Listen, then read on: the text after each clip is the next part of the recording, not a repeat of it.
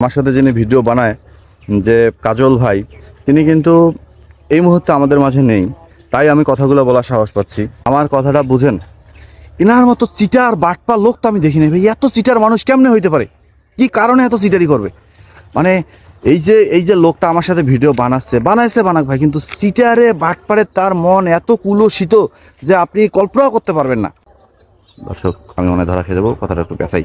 যাই হোক, তিনি আমাদের মাঝে নাই। খুব ভালো একজন ব্যক্তি, তার মনের মাঝে কোনো বিদ্বেষ নাই, তার কর্ণের মধ্যে কোনো হিংসা নাই। তিনি খুবই ভালো ব্যক্তি। কি অবস্থা? তোমার মতো একটা ফাউল ছেলে, তোমার মতো একটা এই আমি এই দিকে যাচ্ছি, কি বললি এখন? আমি তো আপনার প্রশংসা করলাম ভাই, যে আপনি খুব ভালো, আপনার মন। প্রশংসা করলাম মানে আমি হচ্ছে চিটের বাটপার, আমি হচ্ছে এই যাও, তোমার সাথে আর কোনোদিন কোনো প্রকার মানে নাই, কোনো সম্পর্ক নাই তোমার সাথে।